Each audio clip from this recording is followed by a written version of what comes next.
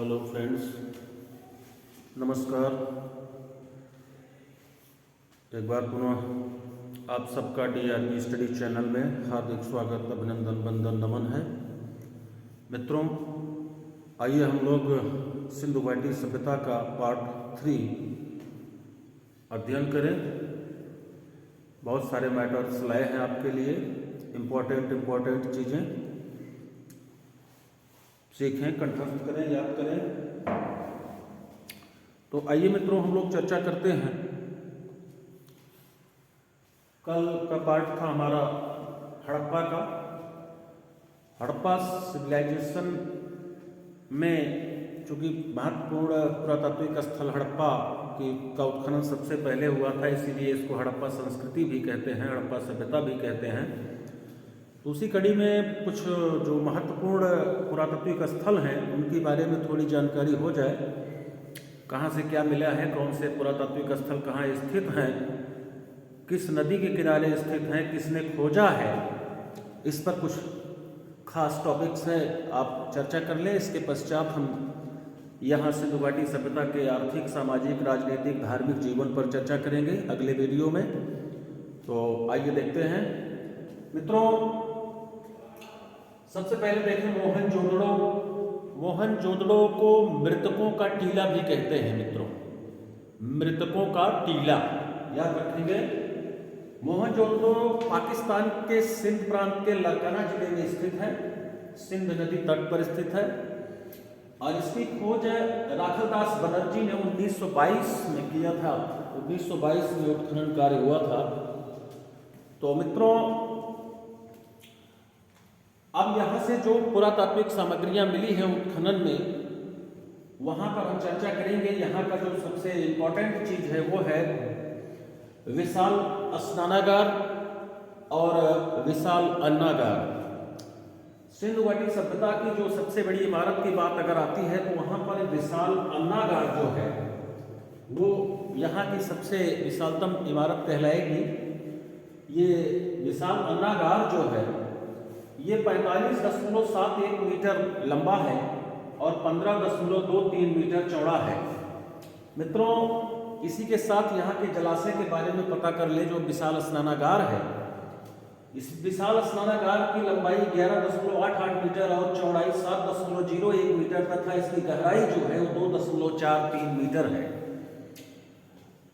तो ये दो इंपॉर्टेंट पॉइंट यहाँ से फंस जाते हैं मित्रों, इनको आपको कंठस्थ रखना है।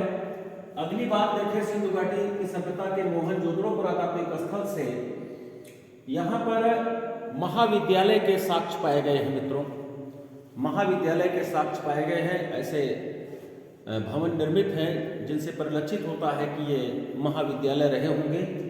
जैसा कि आप जानते ही हैं कि यह सिंधु घाटी की सभ्यता को आद्य इतिहास की श्रेणी में रखा गया है, जहाँ से लिपियाँ तो पाई गई हैं, तकरीबन 400 लिपियाँ पाई गई हैं। पिक्टोग्राफ भाव चित्रात्मक लिपि मिली है, किंतु उसका अध्ययन नहीं किया जा सका है। तो चूंकि प्राप्त पुरावशेषों के आधार पर हम उसका अनुमान लगा करके उसकी व्याख्या करते हैं। तो महाविद्यालय के साक्ष्य यहाँ मिलते हैं मित्रों। हाथी का कपाल खंड, हाथी का कपाल खंड, ये पूछा जाता है कि हाथी का कपाल खंड किस पुरातात्विक स्थल से मिला हुआ है, तो आपको याद रखना है ये मोहनजोदड़ो से है। अगली चीज सीपी की पटरी, सीपी की पटरी पाई गई है। अगला ध्यानरत योगी की प्रतिमा यहाँ से मिली है मित्रों। ध्यानरत योगी की प्रतिमा है जिसके दाएं बाएं पशुओं के चित्र भी अंकित हैं। मार्शल ने जिनको आद्य शिव कहा है, जो आधुनिक शिव हैं, शंकर हैं, उनको ध्यानरत योगी की प्रतिमा को आद्य शिव से विभूषित किया है सर जॉन मार्शल ने। तो भगवान शंकर की उपासना करते थे लोग, ऐसा परिलक्षित होता है। शैव धर्म की जो प्राचीनता के पुरातात्विक स्रोत जाते हैं वो सिंधु घाटी सभ्यता तक जाते हैं मित्रों। शैव धर्म, वैष्णव धर्म, ये जो धर्म है तो वैष्णव धर्म तो बाद में है, लेकिन सिंधु घाटी की सभ्यता से शैव धर्म की प्राचीनता परिलक्षित होती है। जबकि पुरातात्विक दृष्टिकोण से, और पुरातात्विक दृष्टिकोण से अगर देखें तो वैष्णव धर्म की जो प्राचीनता है वो हेलियोडोरस द्वारा स्थापित विद्यावेश नगर में गरुड़ स्तंभ है, वहाँ से परिलक्षित होगा। बाद में है, हम उस पर आगे चर्चा करेंगे। तो मित्रों, जैसा कि शैव धर्म ध्यानरत योगी की प्रतिमा यहाँ के लोग शिव उपासना से संबंधित रहे होंगे। शिव का मतलब है, शिव की पर्याय है शंकर, शूली, शंभु शिव, रुद्र, गिरीश, महेश, चंद्रमौल, नटराज, हर, गौरी, पति, गिरगेश, अग्निकेत, वृष्णिकेत, पशुपति, भोलानाथ, मदनार, पिनाकी, गंगधर, भूतेश्वर, विश्वनाथ, नीलकंठेश्वर, आशुतोष, औढर, दानी। ये पूरा इनका पर्याय है। बहुत सारे भगवान शंकर के नाम हैं। कंपटीशन में कभी कभी पूछ लिया जाता है मदनार किसका पर्यायवाची है, पिनाकी किसका पर्यायवाची है। तो मित्रों याद रखेंगे, इसी पोर्शन में चूंकि आ गया तो ये हिंदी का भी टॉपिक हम चलाएंगे तो उसमें आपको बताएंगे। तो यहाँ भी आ गया, चूंकि शंकर का नाम, शिव का नाम आ गया तो उस पर हमने ये बात कह दिया। इसको याद रखेंगे तो अच्छा रहेगा, लेक्चर सुनेंगे तो याद हो जाएगा। दूसरी चीज मित्रों, यहाँ से सूती कपड़ा, बहुत इंपॉर्टेंट बात है। सूती कपड़े के साक्ष्य पाए गए मोहनजोदड़ो से। वैश्विक परिप्रेक्ष्य में अगर देखा जाए तो कपास उत्पादन का श्रेय सिंधुवासियों को ही जाता है मित्रों। सर्वप्रथम कपास उत्पादन का श्रेय सिंधुवासियों को ही जाता है। पूरे विश्व परिप्रेक्ष्य में अगर देखा जाए तो सूती कपड़े के साक्ष्य यहाँ से पाए गए हैं। ये मोस्ट इंपॉर्टेंट लगा लीजिएगा। मुद्रा पर पशुपति नाथ की का जो है चित्र अंकित है, ये यहाँ से प्राप्त हुआ है। एक इंपॉर्टेंट चीज है मित्रों, यहाँ देखेंगे कि जो पश्चिमी टीला है मोहनजोदड़ो का, पश्चिमी टीले को स्तूप टीला के नाम से जानते हैं। यहाँ पर कुषाण काल का निर्मित स्तूप प्राप्त हुआ है, इसीलिए इसको स्तूप टीला भी कहते हैं। मित्रों ये आपका मोहनजोदड़ो का टॉपिक है, इंपॉर्टेंट है। इसको जो भी बातें अभी चर्चा हुई है, यहाँ विशाल स्नानागार, विशाल अन्नागार, यहाँ अन्नगार के यहाँ कोष्ठागार बने हुए थे, इनको आपको ध्यान रखना है। ये खास के इंपॉर्टेंट टॉपिक्स हैं जो आपके परीक्षाओं में पूछे जाएंगे, हर प्रतियोगी परीक्षाओं में। अगली चीज हम लोग मित्रों चर्चा करेंगे, मोहनजोदड़ो के बाद आते हैं एक पुरातात्विक स्थल है चन्हुदड़ो। मित्रों याद रखेंगे चन्हुदड़ो है। ये मोहनजोदड़ो से दक्षिण दिशा में तकरीबन 140 किलोमीटर की दूरी पर स्थित है चन्हुदड़ो, जिसकी खोज 1934 ईस्वी में एनजी मजूमदार ने किया था। एनजी मजूमदार ने इस पुरातात्विक स्थल का उत्खनन कराया था। और यहाँ से मित्रों मोस्ट इंपॉर्टेंट पॉइंट पूछता है, ये झूकर झांगर संस्कृति के साक्ष्य पाए गए हैं यहाँ चन्हुदड़ो से। बहुत इंपॉर्टेंट क्वेश्चन है, झूकर झांगर संस्कृति, इस पर हम चर्चा करेंगे आगे। अभी सिंधु घाटी की सभ्यता के पतन के पश्चात तो क्या बातें होंगी उसको भी हम चर्चा करेंगे। यहाँ से सबसे मोस्ट इंपॉर्टेंट, कई बार कंपटीशन में पूछा गया, वक्राकार ईंट। वक्राकार ईंटें कहाँ से पाई गई? वो चन्हुदड़ो पुरातात्विक स्थल से पाई गई हैं। चन्हुदड़ो जो था वो हमारे यहाँ सिंधु घाटी सभ्यता का एक औद्योगिक नगर है मित्रों। यहाँ पर विभिन्न प्रकार के उद्योग स्थापित थे। यहाँ पर जैसे मनके बनाने के कारखाने और तो तमाम सौंदर्य प्रसाधन के कारखाने यहाँ पर स्थापित थे। लिपस्टिक के साक्ष्य यहीं से पाए गए हैं। अलंकृत हाथी का साक्ष्य यहाँ से पाया गया है। बहुत सारे खिलौनों के साक्ष्य पाए गए हैं। तो मित्रों याद रखना है, ये औद्योगिक नगर था। वक्राकार ईंट यहाँ से इंपॉर्टेंट है। झूकर झाकर संस्कृति यहाँ से पाई गई है, साक्ष्य पाए गए हैं। और लिपस्टिक के साक्ष्य पाए गए हैं मित्रों, याद रखना है, बहुत इंपॉर्टेंट है। अगला पुरातात्विक स्थल चर्चा कर ले मित्रों, जरा ध्यान से सुनिएगा। लोथल, ये गुजरात प्रांत के अहमदाबाद में स्थित है, भोगवा नदी तट पर। ये नदी बहुत बार पूछ लेता है कि ये लोथल जो बंदरगाह था, डार्क यार्ड जिसको कहते हैं, बंदरगाह दूधी, जो भोगवा नदी तट पर स्थित था। 1957 में इसकी खोज एस.आर. राव ने किया था। मोस्ट इंपॉर्टेंट टॉपिक्स है, इसको दिमाग में बैठा लीजिएगा। 1957 एस.आर. राव ने यहाँ खोज किया था। ये भोगवा नदी तट पर स्थित लोथल बंदरगाह है, जिसको डार्क यार्ड के नाम से भी जाना जाता है। बहुत ही इंपॉर्टेंट बातें हैं यहाँ मित्रों। लोथल में एक चीज बहुत ही इंपॉर्टेंट है कि लोथल बंदरगाह यथात लोथल नगर के जो मकान के दरवाजे थे, मकान के जो दरवाजे थे मित्रों, वो जैसा कि हमने बताया था कि अन्य सभ्यताओं में, अन्य पुरातात्विक स्थलों में मकान के दरवाजे सड़कों की तरफ ना खुल करके गलियों की तरफ खुलते थे, किंतु यहाँ पर मकान के दरवाजे सड़कों की तरफ खुलते थे। आप वास्तु रूप में है मित्रों, कभी कभी पूछ लेता है कंपटीशन में फंसाने के लिए, तो याद रखना है कि जो लोथल के नगर के मकान के दरवाजे थे वो सड़कों की तरफ खुलते थे मित्रों, याद रखना है। यहाँ से फारस की मुद्रा के साक्ष्य पाए गए हैं। फारस की मुद्रा के साक्ष्य से तात्पर्य ये होता है मित्रों, गहराई से विचार करेंगे अभी हम जब व्यापार व्यवसाय की चर्चा करेंगे सिंधु घाटी सभ्यता में, तो निश्चित रूप से ये परिलक्षित होता है कि इनका जो सिंधु वासियों का व्यापार व्यवसाय था वो फारस के साथ रहा होगा, क्योंकि फारस की मुद्रा के यहाँ के साक्ष्य पाए गए हैं। यहाँ से धान और बाजरे के भी साक्ष्य पाए गए हैं मित्रों।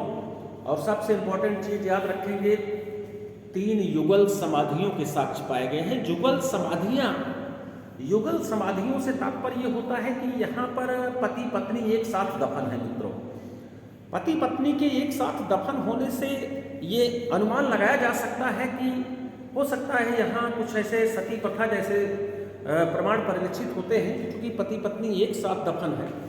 अब जो भी हो, क्योंकि लिखित साक्ष्य हमारे पास नहीं है, अनुमान के दायरे में है ये, तो 3 युगल समाधियों के साक्ष्य पाए गए हैं मित्रों, ये आपको याद रखना है।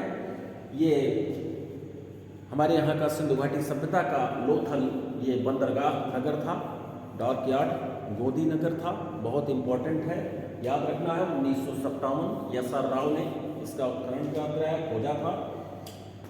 अगला मित्रों याद रखें, पुरातात्विक स्थल है हमारे पास कालीबंगा।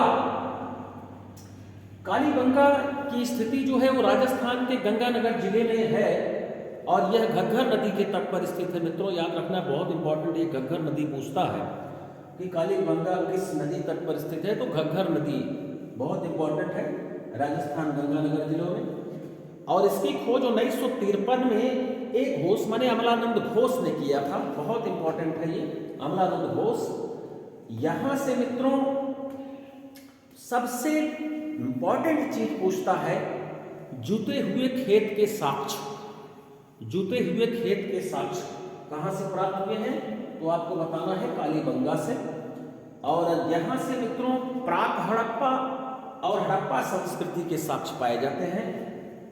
युगल समाधियों के भी साक्ष्य यहां से प्राप्त हुए हैं मित्रों, तो ये बहुत इंपॉर्टेंट बात है। सबसे इंपॉर्टेंट इसमें जुते हुए खेत के साक्ष्य जो आपसे बराबर कंपटीशन में पूछा जाता है, तो कालीबंगा से पाए गए हैं। यह है मित्रों अगला जो हमारा पुरातात्विक स्थल है वह है बनवाली।